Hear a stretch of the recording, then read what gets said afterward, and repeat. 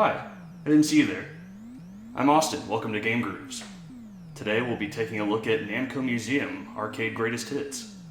Namco Museum, just like the series of games, covers Namco's arcade classics of old, including major hits like Pac-Man and Galaga, as well as cult classics like Splatterhouse. Galaga was the first game I ever played, and it's so special to me I got my very own Galaga machine. It's just not the same playing on console. So when I saw this album go up for sale, I jumped on it immediately. I got the Pixel Explosion variant, which was exclusive to ThinkGeek and limited to 2,000 copies. At the time of making this episode, it's still available on ThinkGeek for $35. There was also a Pac-Man variant limited to 200 copies, which I expected to look absolutely terrible, but most of the pictures I've seen from those who got their hands on it actually look pretty good. These sold out and are currently selling secondhand for $60 to $70. Finally, there was a Galaga variant, limited to 200 copies, of which only 50 were sold in the US. This one looked cool enough, though I mainly wanted it simply because it was Galaga, and I'm all about that. Alas, it sold out pretty much instantly, now going for over $100 on eBay. And I wound up going with the Pixel Explosion variant. The splattering of colors is gorgeous to look at, and I can't say I'm too miffed about missing out on the Galaga version. The outer sleeve is styled like an arcade cabinet, with an open view to the inner sleeve, which can be flipped to show either Pac-Man or Galaga. There's also a full-size booklet that can be placed in front of the sleeve to show off Mappy. Removing both shows off a scene from Dig Dug. Inside the booklet is arcade artwork and release information for each game featured on the album.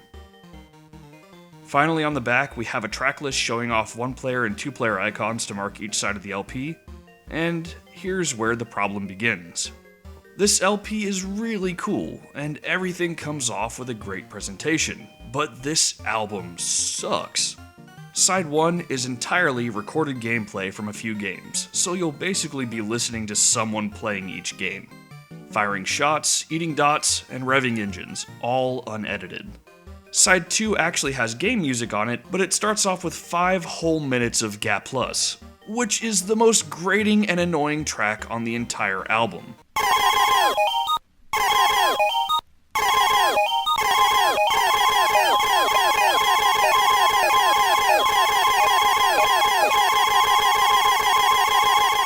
Once you get to the actual music, things improve significantly, but Gap Plus sits there at the start guarding the gate.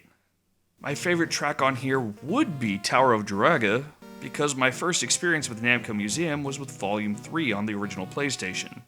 In it, you could freely roam the museum, and in the Tower of Druaga room, there was a secret room with an epic battle taking place between the main character and a demon, and it contained the alternate towers for the game.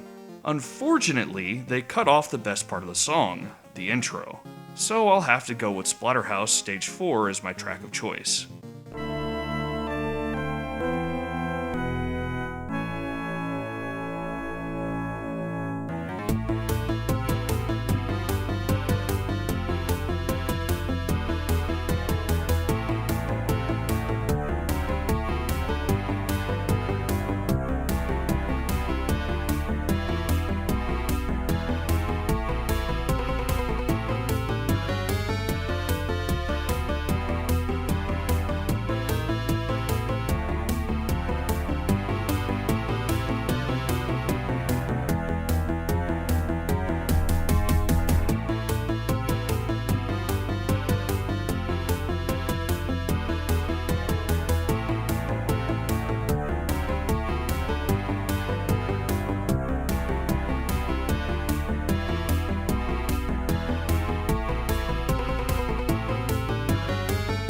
And that's Namco Museum Arcade Greatest Hits.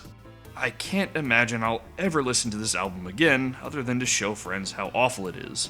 Still, with how cool the presentation is, I can't say I regret my purchase, as it's certainly an interesting piece in my collection. Next time, I'll be looking at the soundtrack for Super Castlevania 4. See you then.